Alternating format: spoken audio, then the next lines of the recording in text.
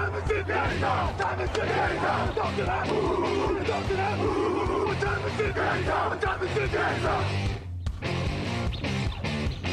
gun, Hulk left slot, Dixie left, T left, Mercedes, wide chip, Ricky, Fever left, 75, Katie, Omaha. We're good.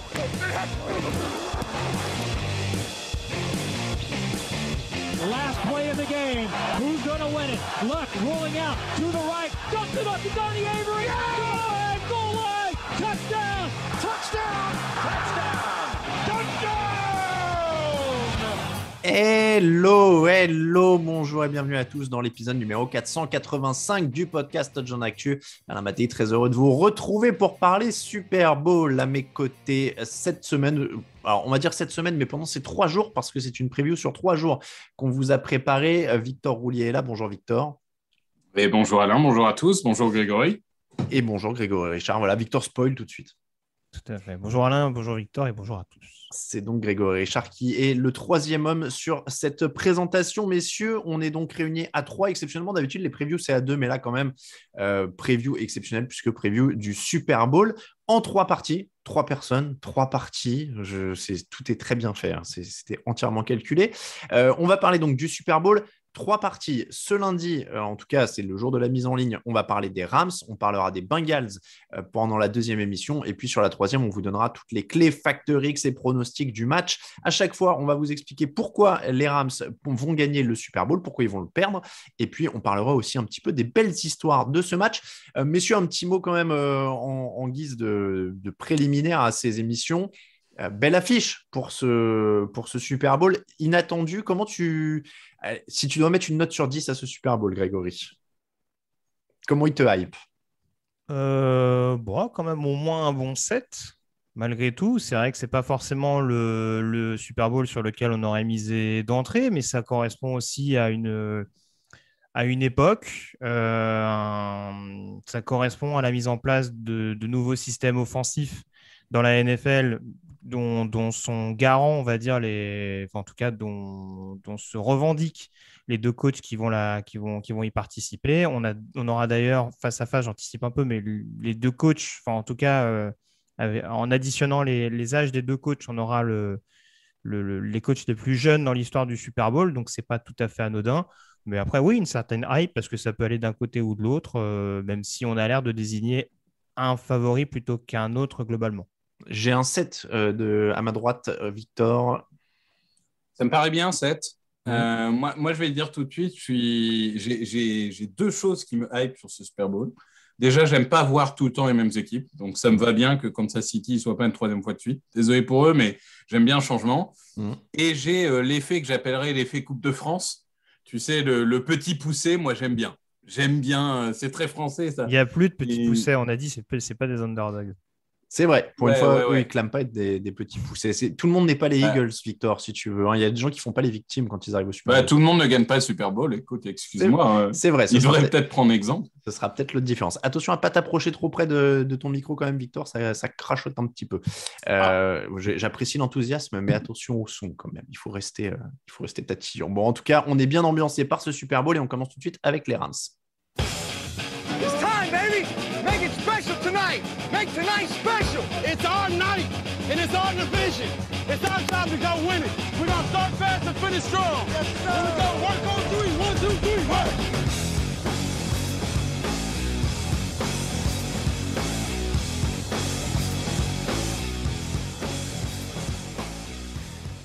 C'est donc parti pour le Super Bowl avec les Rams. Un petit jingle qui vient de Los Angeles, d'ailleurs, il faut le dire. C'est vrai que Rage Against the Machine, moi, ça m'aurait autant plu que le show de Mid. Il va être très, très bien. Hein. Mais Rage Against the Machine, ça vient de Los Angeles aussi. Ça aurait pu être pas mal. Bon, pourquoi les Rams vont-ils gagner le Super Bowl, messieurs? Nous avons sélectionné plusieurs raisons en commun et il y aura des raisons évidemment personnelles pour justifier les choix à venir.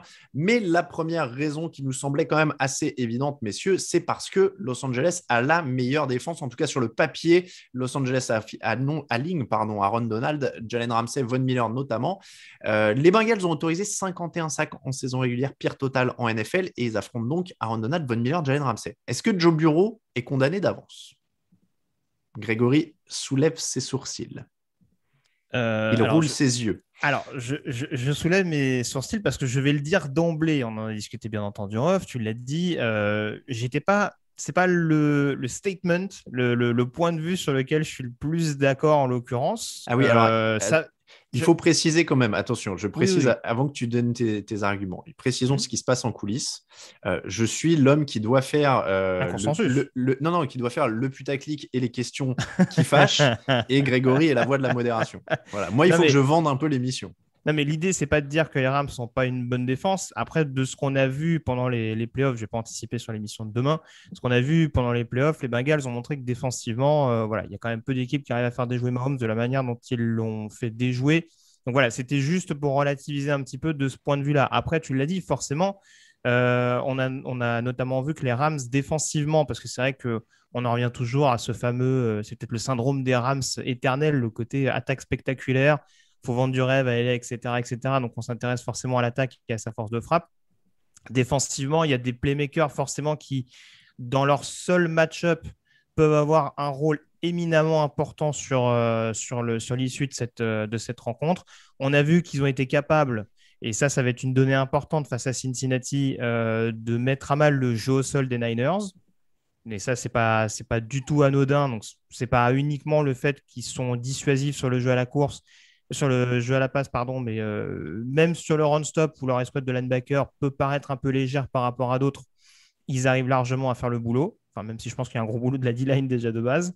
Donc oui, de ce point de vue-là, on est d'accord. Ils ont sans doute les meilleurs playmakers défensifs et ils ont malgré tout une certaine polyvalence pour être à la fois performants contre la passe et contre la course. Je te rejoins là-dessus. Pour revenir à Von Miller, Victor, est-ce que Von Miller est condamné? Il a pris 9 sacs contre les Titans, 2 contre les Raiders, un seul Joe contre Burrow, les Chiefs. tu veux dire? Joe Burrow. J'ai dit qui? Von Miller. Von Miller. Je pense que Von Miller sera dans le rôle du bourreau. D'accord, c'est l'âge. Donc Joe Burrow, 9 sacs contre les Titans, 2 contre les Raiders, un seul contre les Chiefs. Ça fait 12 en 3 matchs. Le positif, c'est que ça descend au fil des matchs. On a dit qu'il s'adaptait bien. Mais quand même, on se dit qu'il y a probablement un des meilleurs défenseurs de l'histoire en face. Oui, il y a un top 5 meilleurs défenseurs de l'histoire en face, mais il n'empêche qu'on disait que Jaron Reed et Chris Jones seraient la fin de Burrow, ça n'a pas été. Je pense que les sacs, c'est une statistique qui est un peu désuète d'une part, et en plus qui est co-responsabilité de la ligne et du quarterback. Et on a bien vu que s'il en a pris que 2 en finale de conférence, c'est pas particulièrement que la ligne a été meilleure, mais que Burrow s'est débarrassé du ballon plus vite. Donc, je pense que là, il faudra aussi avoir cette intelligence de dire « Ok, il y a Miller qui arrive, il y a Donald qui arrive, il y a Floyd qui arrive ou quiconque d'autre. Je balance sa balle, tant pis. Mais je balance sa balle dehors, hein, je veux dire, pas balancer dans le sens lancer un Emery, mais du coup, il va avoir de la pression, c'est presque sûr. Oui, cette ligne défensive des Rams, elle est meilleure que la ligne offensive des Bengals. Ça, je pense que tout le monde l'a déjà compris. Il va falloir prendre les opportunités que la défense laisse, mais oui, la défense des Rams est la meilleure sur le plateau, surtout le front seven. Enfin, s'il ne lui laisse pas beaucoup d'opportunités, au bout d'un moment, ça va être compliqué de suivre le rythme. Moi, c'est ça l'idée. Il est quand même constamment sous pression. Donc, je ne sais pas, McVay, si McVay ne marque que 3 points, le rythme, il sera facile à suivre. Et surtout, ce qui est intéressant, c'est que, et ça aussi, on avait le doute quand les stars un peu free agent, style notamment Von Miller, sont arrivés en cours de saison, parce qu'on a vu que ça a mis du temps à se mettre en place. Il me semble que Von Miller est sur une moyenne d'1 sac par match depuis la bonne période des Rams. Et sur la même période, Aaron Donald, c'est quasiment 1 sac par match aussi. Donc là, en l'occurrence, il va falloir que le plan de jeu de la ligne de Cincinnati soit bien établi, parce qu'a priori, les 2 hommes sont assez énervés sur le front seven. Ouais. Et s'il a un peu de temps de Joe Burrow, c'est pas beaucoup plus facile non plus, parce qu'il y a Jalen Ramsey en couverture et qu'il y a du monde. Alors, est-ce qu'on va avoir Jalen Ramsey face à Ja'Marr Chase 1 contre 1 tout le match? Oui, c'est probable. Alors, 1 contre 1, pas forcément. On aura Ramsey sur Chase. Après, on sait que sur des couvertures simples, Chase est particulièrement efficace. Donc, Ramsey aura peut-être l'aide d'un safety de temps en temps, selon les schémas de jeu en face. Mais il y a quand même, il n'y a pas que Chase à surveiller. Il y a Uzomah, il y a Boyd, il y a quand même, il y a Higgins évidemment, qui sont en plus des profils très variés. Ils ont un peu tous leurs spécificités. C'est pas par exemple comme à Kansas City où tous les receveurs se ressemblent un peu. Là, non, c'est quand même très varié. Donc, il va falloir vraiment adapter les schémas de jeu au personnel qui se présente en face. Mais c'est sûr que Ramsey Chase, on anticipe un peu sur une autre preview, mais ça sera un des duels à suivre. Arrêtez de dire on anticipe, on reparlera de certains trucs, hein, ça va se chevaucher, on parle des deux équipes. Hein. Juste, Greg, je reviens sur ce que tu disais, ils ont bien stoppé les 49ers au sol. Là aussi, les Rams semblent avoir l'avantage dans le match-up au sol. En tout cas, ils ont des sérieuses armes pour faire déjouer un jeu au sol. Je ne sais pas parce que, comment dire ça c'est vrai que derrière le duo Burrow-Chase, on a tendance à un petit peu l'oublier, mais à chaque fois que Joe Mixon est assez massivement impliqué dans le jeu au sol, ça se passe quand même assez souvent bien pour Cincinnati. Et encore une fois, il y a quand même déjà une D-line, en plus de par ce qu'on évoquait sur le pass rush, à savoir le fait de potentiellement pouvoir prendre le dessus, elle peut avoir un rôle doublement important parce qu'elle est capable en effet de s'inviter dans la poche et du même coup de contrer très rapidement Joe Mixon, de vraiment l'annihiler d'entrée. Et voilà, là, l'avantage, oui, il peut avoir un avantage là-dessus, mais il faut voir je pense que les premières minutes du match vont être importantes en ce sens. Tu remarqueras que j'ai toujours du mal, je jongle avec la mesure, c'est très compliqué, mais oui, en tout cas, ils ont des clés indéniables. L'avantage serait certain, j'aurais du mal à m'avancer totalement là-dessus. Un jour, j'arriverai à extirper une phrase très péremptoire de Greg. Je ne sais pas quand, mais un jour, j'y arriverai. La dernière fois que je l'ai dit sur le head coach des Malgal, j'en ai entendu parler. Ouais, c'est vrai. Un jour, j'essaierai de lui faire dire un truc définitif comme ça, qu'on pourra mettre, tu vois, parce que on va avoir aussi notre stratégie réseaux sociaux, donc on mettra des phrases extraites de l'émission, tu vois, et donc avec des trucs très, très clash, quoi. Donc, je ne sais pas si on arrivera souvent à avoir Greg dans cette rubrique. Je vais y travailler. C'est pour ça que je suis obligé d'être clivant. Mais vous voyez, le principe de l'émission, c'est ça. Je balance un truc un peu raide, et puis après, derrière, ça module évidemment, et parfois, ça va même. Non, mais je surprendre. ne serais pas du tout surpris, clairement, qu'ils annihilent potentiellement le jeu sol. Encore une fois, on a vu qu'ils étaient capables de le faire. J'ai pris l'exemple des Niners. Bon, on a vu qu'à d'autres occasions, ils étaient capables de le faire aussi. C'est une équipe qui est plus dangereuse sur le jeu contre la passe, à mon sens. Et pour revenir, là aussi, je ne veux pas anticiper, même si on va se répéter, le duel Chase-Ramsey. Je n'ai pas dans l'idée, sans remettre en cause ce qu'a proposé Ja'Marr Chase et les squads de receveurs de Cincinnati, je n'ai pas dans l'idée qu'ils aient affronté les meilleures paires de corners de la ligue jusque-là. Sans vouloir faire un jour aux Raiders, aux Titans et aux Chiefs, je pense qu'il y a quand même des duos de corners et surtout des cornerbacks numéro 1 beaucoup plus établis dans la ligue. Que Jalen Ramsey, globalement, arrive à fournir des bonnes copies face à des receveurs numéro 1 qu'il suit quand même d'assez près. Donc, on sait que Ja'Marr Chase peut avoir un rôle extrêmement vaste. Hein. Il peut sortir du backfield s'il y en a besoin. Mais oui, voilà, là-dessus, il peut clairement avoir un impact sur le jeu au sol, d'autant plus s'il peut avoir un corner pour surveiller efficacement le principal receveur adverse. Victor, un mot sur cette opposition, avantage Rams ou pas au sol? Non, pas forcément. Pas forcément. Moi, je dirais que ça fait partie des 50-50 qui décideront d'ailleurs peut-être du sort du match. Mixon, en fait, c'est très variable, mais il y a des jours où il est vraiment inarrêtable. Donc, il a que 3 matchs à plus de 100 yards cette année. Oui, mais bon, en sortie de backfield, il peut être précieux aussi.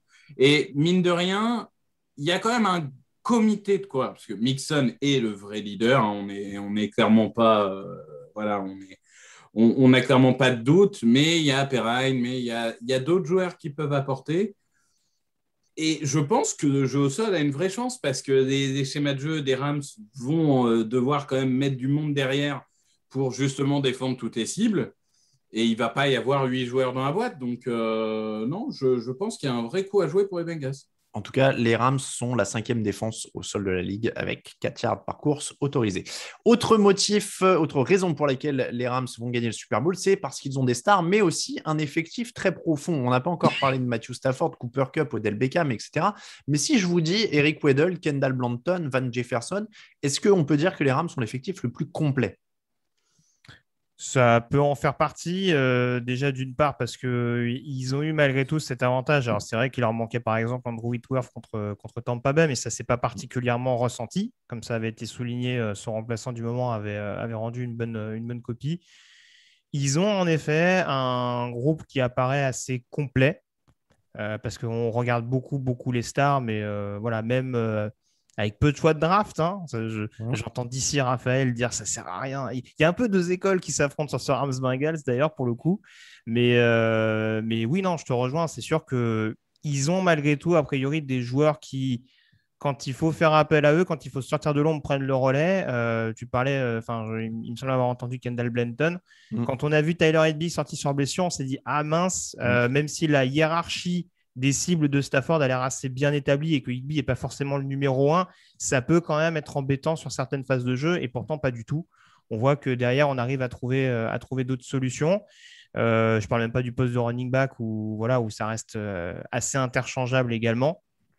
Mais oui, je te rejoins totalement. Il y a en tout cas une profondeur qui peut être salvatrice s'il y a besoin de temps en temps, et puis même sur équipe spéciale, parce que c'est-à-dire qu'on a des joueurs pleinement impliqués sur quelles que soient les phases de jeu, et ça peut forcément être une clé importante à l'actif au crédit en tout cas de Los Angeles. Je me permets d'ailleurs sur l'histoire des deux écoles. Mine de rien, on dit les Rams n'ont pas de choix de draft. Ils n'ont pas de choix de draft du premier tour, mais ils utilisent bien la suite parce que Van Jefferson, Tyler Higbee, Kendall Blanton, Cooper Kupp, Cam Akers, c'est des mecs qu'ils ont choisis eux-mêmes. Hein. On est d'accord. Blanton, j'espère que je ne dis pas une bêtise, il est rookie. Mais oui, c'est ça, hein, il est non drafté ou il est de. Kendall Blanton, je t'avoue, je ne me rappelle même pas de ça. Je pense qu'il est non drafté. Je pense qu'il est non drafté, oui, parce que je ne vois pas de tour en fait dans les stats là. Je pense que j'avais un doute sur le fait qu'il était rookie, mais je te fais confiance. Ouais, il est rookie, first season, d'accord. Ça je l'ai. Mais en tout cas, oui, Higbee, Jefferson, donc mine de rien, ils draftent bien. Ils n'ont pas les choix du premier tour parce qu'il les joue, mais ils draftent bien. Donc finalement, c'est pas totalement une opposition d'équipe qui ne veut pas de choix de draft. C'est une équipe qui utilise ses choix de draft haut pour avoir du sûr. Aparté, parenthèse fermée. Victor, effectif le plus complet et où, en tout cas, l'équipe qui sait le mieux utiliser la profondeur de son banc. Non, effectif le plus complet. Je pense qu'il n'y a pas tellement de débat là-dessus. Il suffit de voir, en effet, sur les lignes, que tu prends les remplaçants sur les lignes offensives, défensives des deux équipes, tu te rends vite compte que les Rams, il y a des réserves, alors que les Bengals, en fait, ils sont très dépendants de certaines stars qui doivent apporter le maximum. Donc oui, l'effectif est meilleur, ça c'est sûr. Après, je dirais, on a pris un peu l'exemple des receveurs avec Kupp, etc. Receveur, c'est peut-être le poste où ça se vaut. Mais sur l'ensemble d'une équipe, oui, c'est sûr que les Rams ont un effectif et des stars peut-être plus brillantes que peuvent avoir les Bengals. En tout cas, médiatiquement, Burrow, ça reste très fort, hein, mais Burrow et Chase. Mais bon, les Aaron Donald, les Ramsey, même Wisworth, qui est maintenant le joueur le plus vieux de la ligue. Hein. Merci Tom Brady. Wisworth, c'est maintenant le joueur le plus vieux de la ligue, puisqu'il a 40 ans. Et, après, je pinaille, mais c'est parce qu'il est encore en course. En vrai, s'il prend sa retraite à la fin de la saison, c'est kiff-kiff. Oui, non, bien sûr. Mais oui, l'effectif le plus complet, ça reste celui des Rams. Je suis d'accord que l'absence d'Higbee risque d'être un problème, mais bon, ça reste... D'ailleurs, je crois qu'en finale de conférence, il n'avait du coup plus qu'un seul tie-end dans le roster. Je suppose qu'ils vont en rajouter un, mais je ne sais pas qui. Higbee, en effet, qui ne s'entraîne toujours pas au moment où on enregistre. Tu l'as dit, Odell Beckham, Aaron Donald, Jalen Ramsey, Von Miller, etc. Il y a beaucoup de stars, évidemment. Il y en a encore un peu plus que Cincinnati, qui sera plus dépendant des siennes. On en parlera dans l'émission consacrée à Cincinnati, notamment. Le dernier point qui fait que Los Angeles va gagner, c'est évidemment ces stars, ces vétérans, qui en plus sont en mission. Alors là, on va être un petit peu plus dans le côté psychologie et supposition, mais... il y a beaucoup de ces stars-là qui n'ont pas de bague et qui ont quand même beaucoup d'expérience. Odell Beckham, Aaron Donald, Jalen Ramsey n'ont pas de bague. Von Miller est un peu arrivé en guide quasiment parce que lui, il en a une. Il a été MVP du Super Bowl en plus. C'était le 50e Super Bowl. Andrew Whitworth n'a pas de bague. Enfin voilà, il y a quand même ce truc-là. Tu as quand même oublié meilleur quarterback de moins de 44 ans. Je croyais avoir cité Matthew Stafford, pardon. Donc voilà, Matthew Stafford en plus qui est venu pour ça à Los Angeles. Est-ce que c'est un atout? En tout cas, il y a quand même ce côté... ils ont été construits pour ça, ils sont en mission pour ça depuis le début de l'année, quoi. Donc ils ne vont pas se relâcher maintenant. C'est sûr que globalement, pardon, j'ai coupé la parole de Grégory. Non, il ne m'en voudra pas. Mais pour le coup, Burrow et Chase, s'ils ne le gagnent pas cette année, ils ont théoriquement 15 ans pour le gagner. Sans faire injure à Wisworth, à Stafford et compagnie, ils n'ont pas 15 ans devant eux. Donc c'est sûr qu'il y a un côté un peu dernière chance. Mais est-ce que ça ne peut pas être aussi un facteur dans le sens, beaucoup de pression alors que les autres ont finalement pas rien à perdre, mais on va dire un enthousiasme de la jeunesse de dire bon, bah, si on le gagne maintenant, tant mieux, si on le gagne plus tard, tant pis. Mais oui, je pense qu'ils sont en mission, ils ont construit cet effectif pour gagner maintenant, pas pour gagner sur les 5 prochaines années. Hein. La fenêtre, elle est de 1, maximum 2 ans si on étire, quoi. Mais pas beaucoup plus. Donc, clairement, c'est leur stratégie. Je pense qu'ils ont raison parce qu'en NFL, il n'y a pas de stratégie à 3-5 ans, ou en tout cas très rarement. Donc, voilà, ils ont tout fait pour gagner. Ils y sont, à eux de conclure. Ouais, je vais pas rajouter énormément de choses en plus, mais c'est sûr que oui, il y a, en plus dans ces joueurs qu'on a fait venir en mission, encore une fois, il y a quelques joueurs qui vont être en fin de contrat, en fin d'année. Donc oui, comme le disait Victor, pardon, c'est presque maintenant ou jamais. Et là, très franchement, dans un match où tu es favori alors que tu as passé tout ton mois de décembre à courir après les Cardinals et tout ton mois de janvier à faire des déplacements pour aller te qualifier pour le Super Bowl, avoir une opportunité comme celle-là et se dire que malgré la qualité de l'adversaire, bah, tu as la possibilité de conclure et de l'emporter à domicile, parce qu'ils auront quand même l'avantage logistique de jouer à la maison malgré tout, hein, même si on sait que à Los Angeles, avec un public peut-être un peu pas très accommodant, voilà, pas très intéressé. Ouais, de toute façon, le public du Super Bowl n'est pas non plus. Oui, ouais, le public du Super Bowl, en général, est rarement acquis à une équipe. C'est 17%. Mais puis le reste. Mais je pense que même si on était dans un contexte un peu particulier l'an dernier, je pense qu'il y aura quand même moins de fans des Rams du côté de Los Angeles que des Bucks du côté de Tampa Bay l'année dernière. Non, mais c'est vrai qu'après, le côté logistique, en effet, est plus serein pour eux. Sachant qu'en plus, moi, j'avais complètement oublié, mais les autres années, les équipes arrivent le dimanche ou le lundi sur place pour être là pour le Media Day, etc. Mais comme le Media Day n'est plus en physique, par exemple, les Bengals n'arrivent que le mardi, je crois, sur site, ou presque le jeudi, je ne sais plus. Mais en fait, ils vont arriver comme pour un match normal. Il n'y aura pas ce côté pression du Super Bowl, etc. Alors, ça peut peut-être aider l'équipe qui est à l'extérieur, mais du coup, c'est la domicile restera plus longtemps dans ses habitudes aussi. Donc, c'est quand même plutôt pas mal. Je rappelle quand même, je disais qu'il y a beaucoup de ces joueurs qui courent après une bague. Odell Beckham n'était pas là pour le premier Super Bowl, Jalen Ramsey non plus, Andrew Whitworth était déjà là, Cooper Kupp n'a pas joué, il était blessé quand ils perdent le Super Bowl en 2017-2018. Donc en fait, Sean McVay et Aaron Donald ont un peu ce Super Bowl en travers de la gorge là, contre les Patriots. Donc il y aura un peu de revanche pour eux aussi. Je pense qu'ils ont connu le match, ça fait un atout supplémentaire. Non, et puis très clairement, encore une fois, on a affaire à des joueurs caractériels. Je veux dire, tu prends deux joueurs comme Odell Beckham ou Jalen Ramsey qui aiment bien faire taire un petit peu. Alors plus Odell Beckham, encore une fois, qui aime bien faire taire les critiques. On sait qu'il a une année extrêmement compliquée au budget avec son départ de Cleveland. On l'a fait un peu partir comme un malpropre, en le faisant passer pour le sale gosse. Je pense qu'il a aussi un petit peu entretenu cette image, même si on n'est pas totalement en interne de ce qui s'est passé du côté de l'Ohio. Voilà, là, c'est pareil, ça rejoint ce que je disais, c'est une occasion en or pour faire taire les critiques et c'est des joueurs qui peuvent être précieux, notamment dans des moments clutch. On l'a vu face aux Niners, les Rams, c'est pas parfait sur 4 cartons, mais dans le dernier quart, quand il faut faire des jeux décisifs, notamment en défense, ils ont des joueurs d'expérience pour le faire, donc c'est clairement à mettre à leur crédit. T'imagines qu'en 2 ans, on pourrait avoir Antonio Brown et Odell Beckham titrés coup sur coup. Là, ce serait une belle année pour les receveurs. Un argument perso chacun, messieurs, qu'on n'a pas encore cité. Pourquoi les Rams vont gagner le Super Bowl? Victor. Ah, c'est moi en premier, c'est dur ça. Pourquoi les Rams vont gagner le Super Bowl? Parce que la ligne défensive des Bengals, qui est peut-être un des atouts de cette équipe, elle va être annihilée.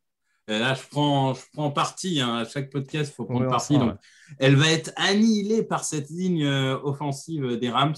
Et du coup, ça peut permettre à l'attaque des Rams de dérouler. J'expliquerai totalement l'inverse dans le prochain podcast pour les Bengals. Mais je pense vraiment que cette ligne offensive, elle est meilleure que beaucoup le pensent, dont moi avant les playoffs.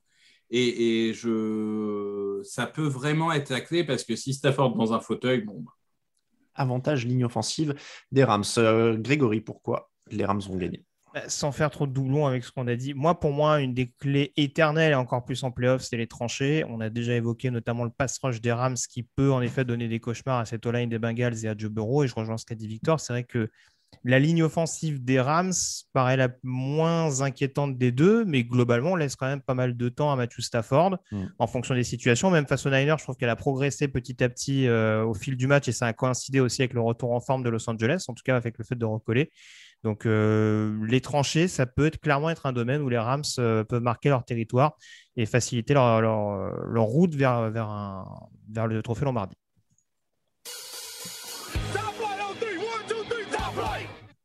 On l'a dit tout au long des playoffs, les Rams ne sont pas une équipe parfaite. Aucune équipe n'est parfaite, évidemment. On l'a vu, ils ont des arguments pour gagner, mais il y a aussi des choses qui pourraient les faire perdre. Pourquoi vont-ils perdre, messieurs, ce match? Qu'est-ce qui va les planter? Est-ce qu'on commence par le jeu au sol? 283 yards en 3 matchs de playoffs, 2,9 yards par course, 2 fumbles perdus. C'est pas folichon. Si jamais il y a de la pression sur Matt Stafford, ça n'a pas l'air d'être ce qui va les sauver, Grégory. Non. Alors après, ça dépend toujours. C'est vrai que c'est deux profils extrêmement différents. On a vu que Sonny Mitchell, par exemple, pouvait plus apporter sur le pass pro, pour prendre notamment l'exemple de la protection et du temps offert à Matthew Stafford. Maintenant, ce qui m'inquiète, je pense que les Rams, de toute façon, ils sont dans cet état d'esprit depuis maintenant quelques mois, enfin depuis le départ de Todd Gurley concrètement, d'être dans un backfield de comité. Donc après, ils s'en accommoderont du mieux possible. Moi, ce qui m'inquiète un petit peu, et pour revenir à ce que tu disais, c'est la protection du ballon. Et c'est peut-être ça la principale différence avec Cincinnati. Et sans vouloir trop cibler, c'est vrai que Cam Akers, malheureusement, avec tout le talent, enfin, c'est un joueur que j'aimais déjà du côté de Florida State, mais c'est vrai qu'il a ce petit défaut. Peut-être pas encore une Antonio Gibsonite aiguë, mais voilà, on sent qu'il n'y a pas une protection du ballon qui est idéale. On l'a vu du côté de Tampa où ça a contribué à redonner clairement le momentum à l'équipe en face. Et face à un quarterback comme Joe Burrow et une attaque comme Cincinnati, il ne faudrait clairement pas que ce soit le cas. Et on l'a vu en finale de conférence AFC. Donc, c'est plus dans cet état de fait que je surveillerai ça. Après, voilà, les Rams, de toute façon, vivront avec le jeu à la passe massivement, je pense, en attaque. Mais c'est vraiment plus d'un point de vue protection du ballon et éviter au maximum les pertes de balles. D'autant qu'il est blessé à l'épaule, Cam Akers. Il ne s'est pas entraîné la semaine dernière. Victor, inquiété par ses pertes de balles. Oui, on parle m'a rendement en général d'ailleurs. Non, on m'a piqué ma punchline, mais oui, je pense que je vais rien apprendre à personne en disant que la bataille des turnovers est fondamentale. Les Rams ont eu la chance de gagner un match en perdant 4 ballons, mais ça n'arrive quasiment jamais. Et ça, c'est sûr que la protection du ballon. Et j'ai envie de dire, la protection du ballon par les coureurs, oui. Et puis aussi les interceptions, parce que Matthew Stafford, que j'adore personnellement depuis le début de sa carrière, mais alors quand il pète un plomb, il peut aussi péter un plomb. Donc, s'il commence à balancer 3 saucisses et à faire une Rich Cannon, pour les plus vieux d'entre nous, là, ça peut vite être compliqué. Donc, oui, des pertes de balles seront fondamentales. Il faut que les Rams limitent ça au maximum. Est-ce que Sean McVay peut être celui qui fera perdre le Super Bowl aux Rams? Je passe à un deuxième point. Il y a eu des temps morts grillés dans tous les sens en finale de conférence. Il y a eu un manque d'audace un petit peu contre les Buccaneers, ou en tout cas des appels de jeu qui n'ont pas été récompensés par Cam Akers et les pertes de balles, parce que c'est vrai que si Cam Akers n'avait pas lâché le ballon, on parlerait moins des choix de jeu de Sean McVay. Mais en tout cas, on ne l'a pas senti d'une grande sérénité pendant ces playoffs, Sean McVay. Est-ce qu'il pourrait coûter le match? Est-ce que c'est finalement, je ne veux pas dire un point faible, ce serait très fort, mais en tout cas, pas un point fort ou un point qui les met au-dessus, en tout cas. L'arbre de coaching Shanahan, au Super Bowl, c'est pas toujours... parce que Shanahan, fils, il a quand même perdu 2 Super Bowls de manière assez incroyable. Et McVay, il en a perdu un aussi en étant assez ridicule. Donc, c'est vrai que c'est un vrai débat. Normalement, McVay est censé être un coach incroyable, surdoué, etc., tout ce qu'on veut. C'est aussi une revanche personnelle pour lui. Il va falloir qu'il prouve qu'il sait faire. Alors, pour le coup, il a une attaque totalement différente d'il y a 2 ans. Parce qu'il y a 2 ans, il avait une attaque très portée sur la course, sur des petites passes, etc. Il n'avait pas un canon comme Matthew Stafford. Donc, c'est sûr que l'approche de jeu sera totalement différente. Mais des opportunités, normalement, avec la défense des Bengals, il va en avoir, à lui des exploiter. Et c'est vrai que on sait comment marchent les médias. Il se plante une 2e fois au Super Bowl, il va y avoir tout un tas d'articles pour expliquer que c'est un loser qui gagnera jamais, que machin, que truc. Quand tu vois qu'Andy Reid est un loser alors qu'il a fait 9 finales de conférence, tu te dis, bon, voilà. Ça, c'est pas les médias, c'est Twitter. Hein. Faut pas confondre les deux. J'ai vu aucun article qui dit qu'Andy Reid est un loser. Hein. Là, tu confonds avec les mecs que tu lis dans ta timeline. Ouais, c'est possible. Mais en tout cas, je pense que je pense pas que théoriquement il soit un point faible, mais par contre, il joue très très gros. Ça, c'est sûr. Et ça peut se ressentir à un moment. On sait que c'est pas le mec le plus audacieux du monde. Donc attention à pas nous faire comme face aux Buccaneers ou autres. Ah bah je suis devant, du coup je fais course droite, course gauche, course droite, je suis obligé de punter. Et finalement, les Bengals de Joe Burrow, ils arrivent et ils gagnent à la fin. Donc attention, un peu d'audace, ça lui fera pas de mal. Avec de l'audace. Oui, je rejoins Victor dans le sens où je pense que le scénario va avoir une part importante dans la manière de juger, avec des grosses guillemets, Sean McVay. Et en effet, si les Rams mènent au score, on va être assez curieux de suivre ça, parce qu'on a eu les Rams d'un côté qui ont mené largement face à Tampa, puis qui ont laissé très très clairement le momentum à l'équipe en face. Et à l'inverse, Cincinnati, qui avait entre guillemets match perdu à la mi-temps contre Kansas City et qui ont démontré toutes les ressources pour revenir derrière. Donc, c'est vrai que ça va forcément être quelque chose au niveau de l'état d'esprit qui peut être à suivre. En effet, il va falloir qu'ils tirent aussi les erreurs du dernier Super Bowl. Après, on n'est clairement pas dans le même contexte. Il faut rappeler que lors du dernier Super Bowl, les principaux problèmes étaient offensifs. Sachant que du fait de la présence de Jared Goff, le jeu au sol était plus important du côté des Rams et qu'on avait cet imbroglio permanent avec la blessure, pas blessure de Todd Gurley, ce qui a clairement plombé la post-season des Rams, dont ce Super Bowl-là.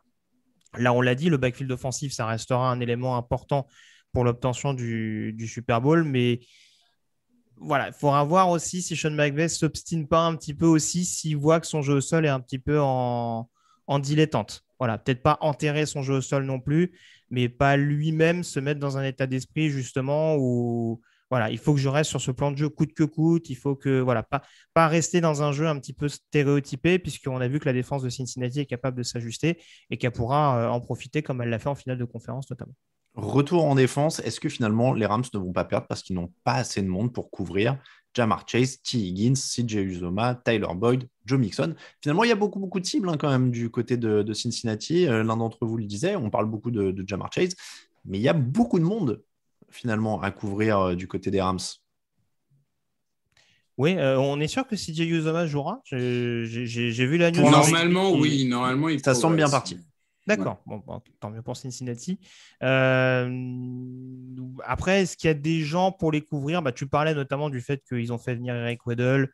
On a vu qu'il y a un Nick Scott notamment qui a montré des bonnes choses ces dernières semaines sur le poste de safety, alors que c'était à peu près tout sauf leur valeur sûre pendant la saison régulière.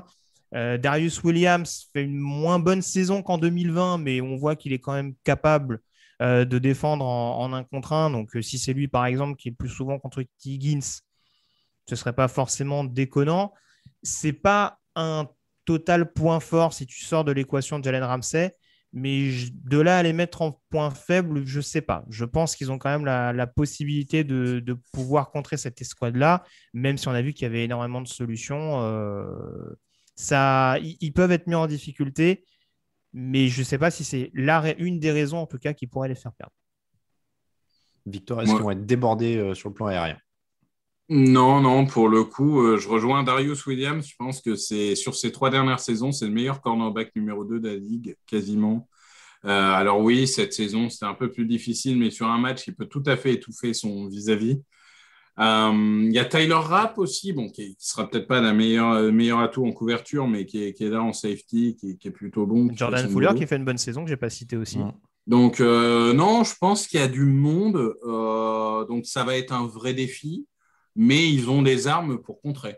Je ne pense pas que ça soit d'emblée un point faible. Ils vont donc être très durs à prendre. Continuez à suivre ces émissions preview. Actu, analyse, résultat, toute l'actu de la NFL, c'est sur touchdownactu.com.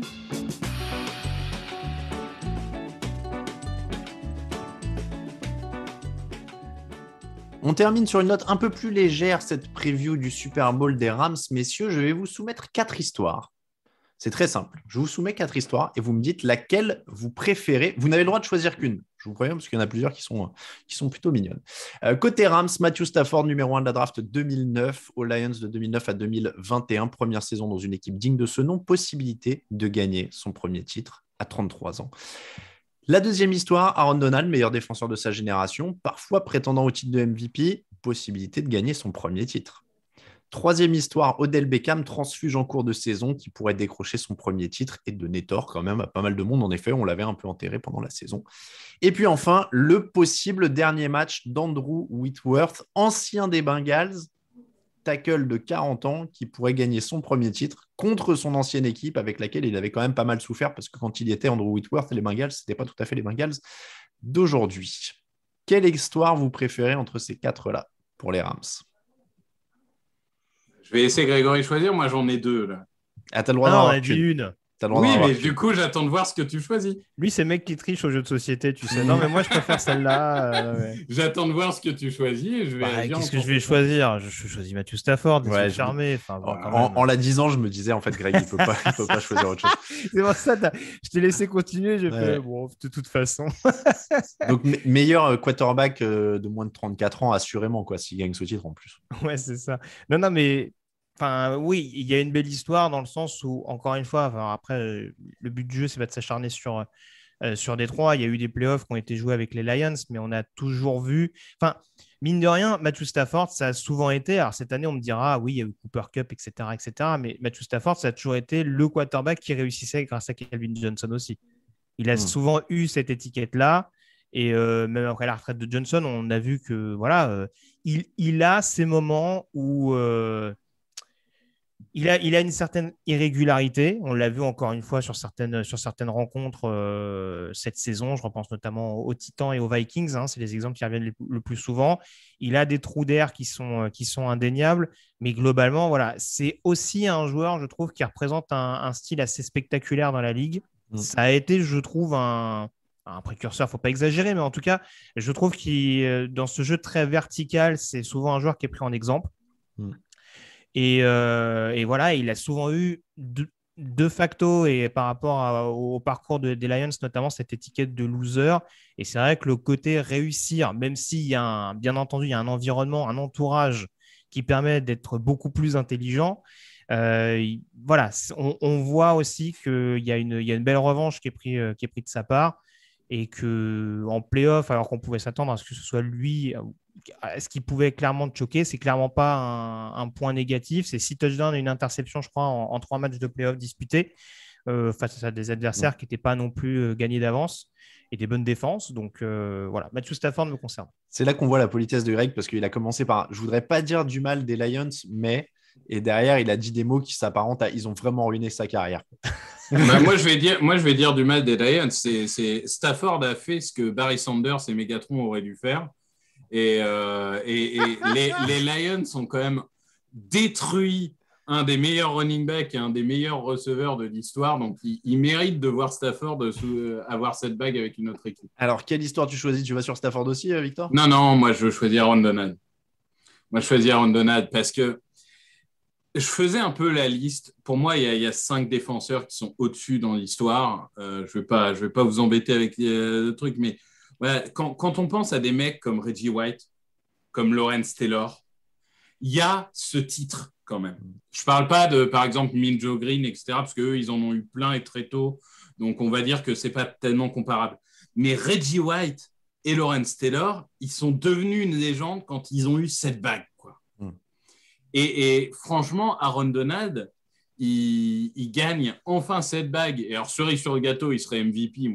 Voilà, mais tu vois, c'est vraiment quand même, même si c'est collectif et tu peux être un des meilleurs joueurs de l'histoire et pas avoir de bague comme Dan Marino ou autre, mais quand même, avoir cette bague, ce titre, sur un résumé, ça fait toute la différence. Donc, pour le coup, pour moi, c'est Aaron Donald. Eh bien, on va se quitter là-dessus pour la preview des Rams. Merci, messieurs. C'est comme ça que se termine donc l'épisode 485. Merci à vous de nous écouter. Merci à ceux qui nous soutiennent sur Tipeee. Vous pouvez nous suivre sur Twitter @TDActu, Facebook @TDActu, Instagram @JeanActu en entier, la chaîne Twitch /TDActu. Il y a plein de lives en ce moment, donc n'hésitez pas à aller faire un tour. Victor Roulier, @Yellow Radiosa pour les pseudo-Twitter de mes camarades, @Namatei pour moi-même. On se retrouve demain pour une autre preview. Vous l'avez compris, on parlera des Bengals. En attendant, toute l'actu, c'est sur tdactu.com. Merci beaucoup de nous suivre. À demain pour la suite de cette preview Super Bowl. Ciao, ciao.